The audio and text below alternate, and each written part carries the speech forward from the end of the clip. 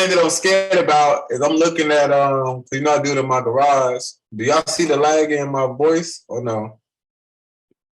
It's lagging a little bit. Hopefully it's not too major.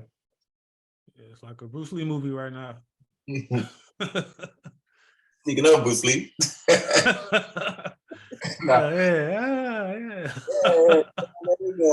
Nice, we gotta get started. All right. Yes, indeed. This is a very special episode for myself and my big brother. You are officially tuned in to another episode of the Bookworm Hole Book Club, where we intend to make reading cool again. So I suggest you guys stay tuned. I got Big Bo Black. Black, you got any other aliases you would like to put out there? Nah, that's good. I can work with that. Work with Black? Yeah, I can work with that. Me, I go by many of aliases, many of BKAs, AKAs. I go by Mean Green. I go by Uncle Levi used to call me Hot Papa. I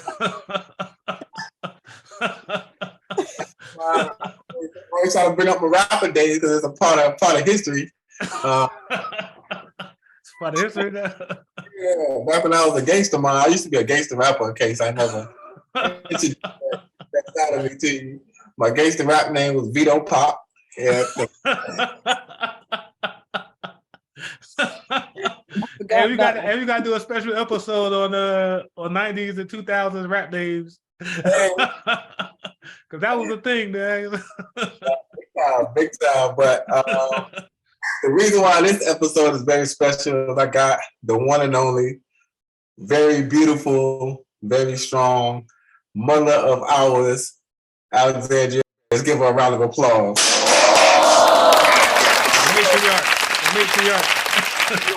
Standing ovation. Thank you so much for having me. Absolutely wonderful to be here. Big time. I'm quite jealous. He already brought it to your attention how your whole setup looks way better than mine. Like I need to work on my backdrop. You kind of kidding. I got 2 books back here, and you right here with the whole. Hey, I got a little Snapple fact. So Umi's the one who put me on to the Law of Success. This is back when I was in college a long time ago. She told me about that. Well, I think she told me about the audio book. And I downloaded the audio book, you know what I'm saying? And at the time, I just dibbled and dabbled in it. I ain't really like, study it, but I was familiar with it. And then over time, I just, I was like, man, this thing is pretty potent right here. It got a nice little roadmap in it, I guess. But yeah. Big time critical. Damn, my ain't hit me with the Lord gave Big Ball the Jews. I mean, you was not into these type of books. I was basketball. Myself just the other day, I was in New York. How your dad would be reading those Hardy Boy books. Yeah. I playing basketball. I was like, I ain't got time for no books. Get out of here. I was a super nerd. And we had a plethora of books at the house, including encyclopedias. Like, whoa. Mm-hmm. I would say, Ma, what kind of I know you've always been into education. I know you have your career in education, but what kind of guided you towards books? Like, what was your influence? It always was a place where I can go to find peace. Mm-hmm. And I realized that once I started reading, that I was doing better in school. Mm-hmm. So I just decided that I want to continue to be a reader, because every time I've read something, I've realized that they said readers are leaders. Mm. So I kind of took that to heart. So I kind of did a lot of reading. Nice. Still do. One of my favorite pastimes. Oh, okay. Okay. Yes, sir. Yes, sir. Yep. I know you all heard that before. Readers are leaders, right? Most people that are successful in life, they are big readers. They read a minimum of 30 minutes a day. Yep. Even in the classroom, you mentioned that I am an educator. So I can see that firsthand. Most of the students that do the best in class, they are the only ones that bring in their 25 book reading log every single month. 25 books. What grade you teach this? 25 book reading log. Yeah, we have to have not a month per grading period. I mean, that's still pretty. That's pretty ambitious. I mean, I know grown people who not reading 25 books a month, or even a grading period. I know people who haven't read 25 books in their whole life, probably. Oh my goodness! Well, that's not good. I read 25 books in my life by choice. But it's the journey. So I'm happy I'm on this journey, being motivated by both Big Bro and my mother. Oh, my bad, bro. Before you move past this point, though, like just because you're not reading, a physical book, there's multiple ways to consume information now. So, tell me y'all then.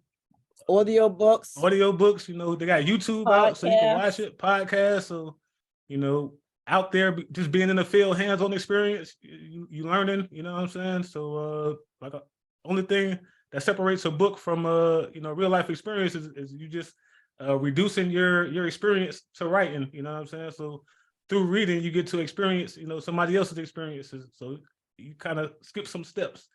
But you don't have to just read a book. If that's not your thing, or if you don't have time, you could put you a podcast in, on your commute to work, or listen to audio book while you're working out at the gym. You know what I'm saying? As long as you're consuming that information and taking it in, you can still reap some of the same benefits. So yeah. No, that actually is very true. That's actually how I'm ingesting this book. I found the actual Law of Success audio book via CD, so I use that on my commute. I drive 45 minutes to and from work, and that's really how I gauge that. But the funny part is, so the guy who does the audio book, right? It's like he went through a publisher, but he didn't correct a lot of the mistakes, so he stutters in the audio book. He said in the audio book. Mess up a word. He don't even correct it. Like he'll edit it out. He just go back to he'll say the whole sentence over. Like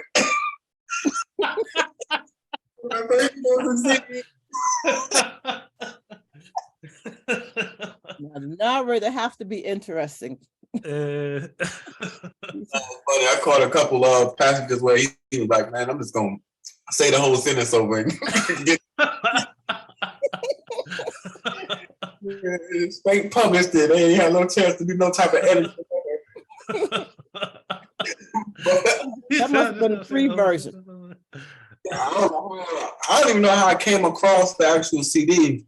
Then he gave me the PDF, and I was like, I was up to like chapter 4, but then I wound up stumbling on the audiobook CD, and now that's what I've been using to see this information.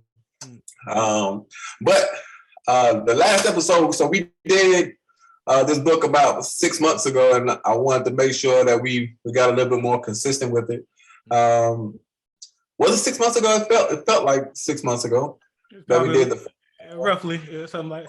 Time is flying though. Yeah, we gotta get more consistent with it. But yeah, we did get a chance to squeeze about 3 podcast episodes in between there, so I'm very proud of our effort. Getting back to it. Get right back in the rhythm. Yes, indeed.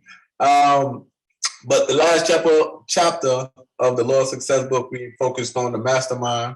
So I did want to kind of briefly summarize that and some of the insights that we were able to tackle. For me, the biggest part of that chapter that I kind of wanted to make sure I took to heart was just making sure that you put good people around you that has like-minded interests. Like they say, the company you keep. What is the saying? It's a saying about the company you keep. But obviously, birds of a feather flock together. That goes along with that statement. And for me, especially being of a generation where we're so influenced by media, we're influenced by television, we're influenced by our surroundings. I think it's important that we try to make sure we build a good chemistry of like-minded individuals that's focused on obtaining the same type of goals, and that's how you can achieve a success. So that's really what I got out of that mastermind chapter of the book. What about you, Adam? Pretty much the same thing for the most part. You know, when they talk about a mastermind, you know, you want to work harmoniously with people who, you know, have not only similar goals, but, you know, similar character traits. Like you don't want to be hanging with unsavory people, people who are going to distract you from, you know, achieving your definite chief aim. You know what I'm saying? Like everyone has to be on the same page. And they talk about, you know, ideas like, you know, a lot of times when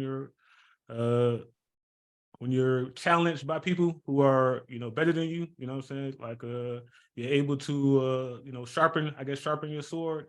You know what I mean? So just getting, and it don't even have to be not even better than you, but just different. You know what I'm saying? 'Cause a lot of people get caught up in their own, you know, their own rhythm or they get complacent, you know, with their current knowledge base, and they don't want to, you know, branch out and you know, do things in new ways. So just seeing someone do something differently, you know what I'm saying? It kind of sparks your creativity. So, you know, just finding people who, you know, who are able to harness their skills, their own unique set of skills to tackle a problem that, you know, that you're trying to tackle as well, but you might not be able to, you know, you might not be specifically proficient in a certain area, but they're, you know, experts in it. So you link up with them and, you know, you're able to combine your talent skills, you know what I'm saying, to make a hard task just, you know, easier. I could break it up, you know what I mean? So that's what I, you know, love about, you know, the mastermind, just, you know, aligning yourself with individuals who, you know, who are different than you, but also brighter than you or as bright as you, or, you know what I mean? And No. I can summarize all of that into 3 words: iron sharpened iron. Yeah, yes, no, definitely, yep, yes, indeed. Definitely. Yep. Put that quote right around this area here.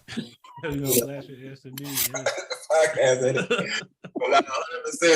100%. And then moving to this particular chapter, this one is on definite chief aim. Real significant. We always talk about all of the 16 lessons themselves and how a lot of them coincide with each other. But this in that next chapter, I really want to emphasize on. But as far as definite chief aim, you've been very, very, very successful in a lot of your businesses.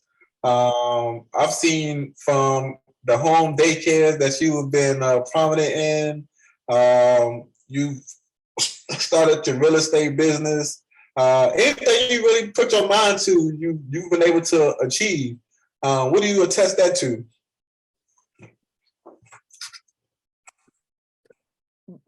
This is one of those do or die situations. That's a good motivator too, you know. Hey, you gotta make it happen. You make it happen. Then, you know? Yeah, everything that I succeeded in, it was where I had to succeed. Otherwise, I knew that I would be in trouble. So when I put my mind up to, I can give you a real good example of when we first came down here to Florida. I did not have my Florida's license. So I had 3 kids to feed and a household to keep. So I had to pass that class test, and math has never been one of my strong suits. When I first took the test, I had like a 215 or something, and I need to have over 285. So I took that math book. It was about this thick, and I memorized every single formula in there. I'm talking about do or die. That was my definite chief aim, was to pass that test, because if I didn't pass that test, I would have no job. And I knew my kids would be in trouble and myself. So I took that book, and I bought one of those black and white composition books, and I wrote out every single test question, every single formula that they had, and I memorized it. So no matter which way that they asked me a question, I would be able to answer. I don't care if they switched up the numbers or changed the situation. I knew the formula. So when you talk about do or die, I knew I had to pass that test. So when I went there that second time to take that test, I came out with a 319, and I was like, yeah. Now you asked me to pass that test today. No, I spent the whole summer.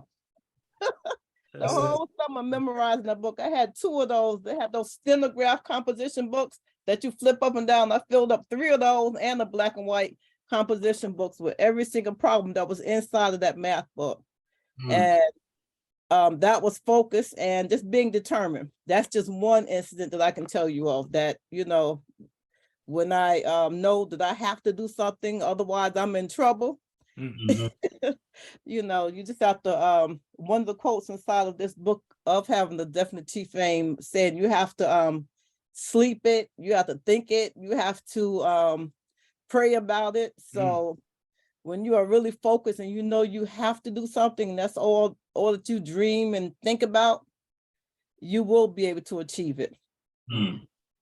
I think just being transparent, that's one of the things that I have an area of opportunity on. Like it's easily for me to get very focused, but I'm multitask. And I feel like sometimes I over multitask. I don't know if that's the terminology for it, but like I'll try to get 12 things done at once as opposed to trying to stay driven on one particular thing.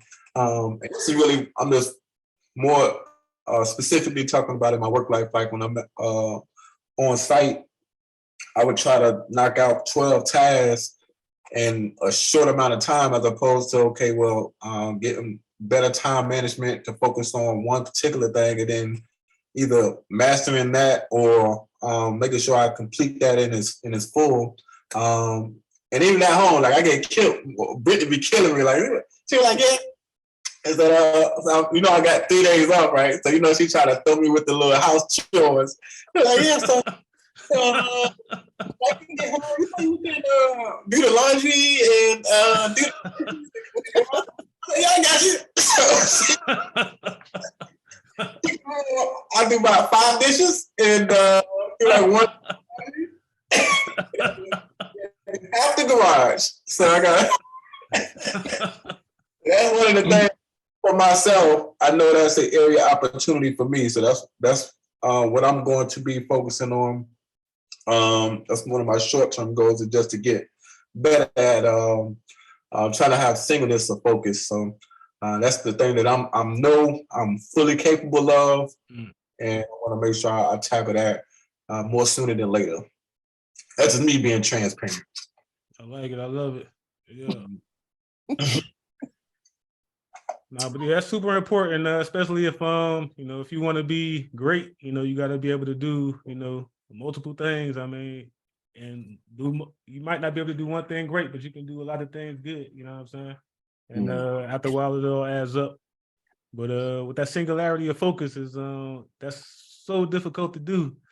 It's like, because you have so many things that you want to, you know, get done. So even with a definite chief aim, it sounds singular, but it's, you know, it's really plural. It's more so it's more so like an approach to how you tackle, you know, accomplishing your goals. So, you know, if you can have multiple definite chief aims, you know what I mean? But it has to be definite, you know what I'm saying? It has to be, you know, of so much importance that you prioritize it above things that are you know, not as meaningful in your life. Like some things could slip by the wayside, but if this is your definite chief aim, or this is your definite chief aim, and this is your definite chief aim, you only have so much time in the day. So now you got to apportion, you know, time to this right here, that right there, and that right there. Everything else, you know what I'm saying? It have to get in where it can fit in, you know what I'm saying? And that kind of makes it, I guess, a little bit easier to you know, to accomplish the goals. I'm bad with time management, you know what I'm saying? But like, you know, I get lucky, you know what I'm saying, by just focusing on, you know, the glass balls, what they call it, I guess.